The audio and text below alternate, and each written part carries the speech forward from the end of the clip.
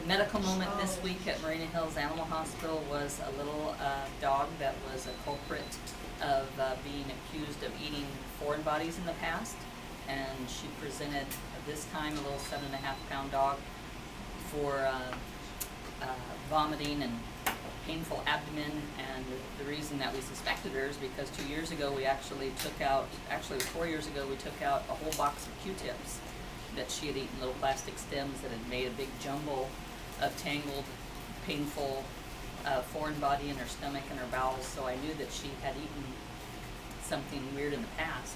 So it was very suspicious, and our x-rays, which we took, did show that she had pretty dilated bowels.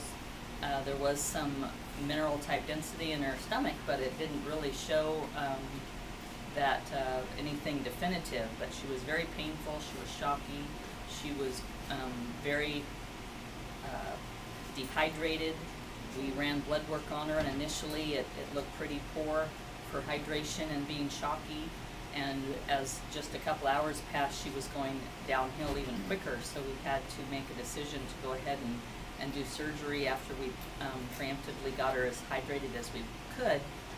And then on surgery for this little girl, we found that her bowels were just massively distended. And she's short. And she had a bowel loop that had been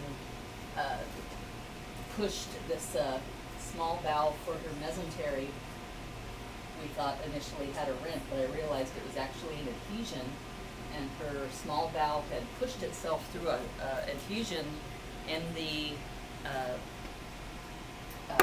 abdomen there, where it had gotten tangled, and it pushed itself through where there was just all this fibrous tissue that had formed probably from her previous surgery, so that it got tangled, and then once it started to swell, it couldn't make its way out, and it was turning black and dying. So I was able to work itself out of this little hole and untangle it and get all the fibrous tissue disconnected, but the bowel was so dark and had lost its blood supply, it was actually starting to ooze and weep and probably would have perforated. I have no doubt that we would have lost her if we hadn't done surgery within a few hours. And we ended up having to take out probably about 8 inches of bowel on this little 7-pound dog.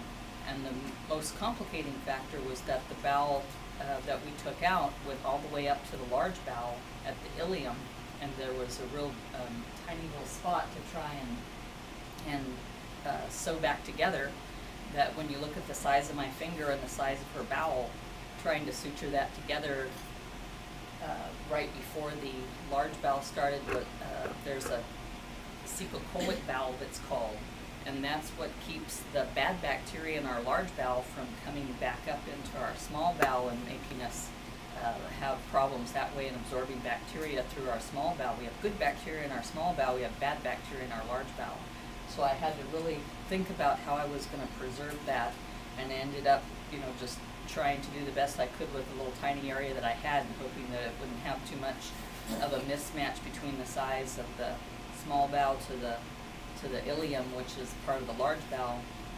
And we were able to get it together with my RVT's help. Yaga, our assistant, had to hold off bowel for probably about an hour with her fingers that were cramping the whole time. So it's a very delicate, tiny work there. And the good news is that after we got it all cleaned up and all untangled, and I can see my incision was holding, and then the bowel actually started to move a little bit on its own. I could see that it was starting to actually wiggle and contract down, so that you could see the parts that are smaller than other parts.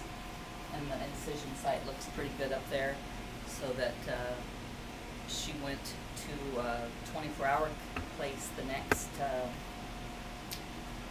probably 4 to 5 days that she's been there now, and she's steadily improving. She is taking food on her own. She's still pretty critical because she has all these adhesions and pretty sore tummy, but we're hoping that she does well.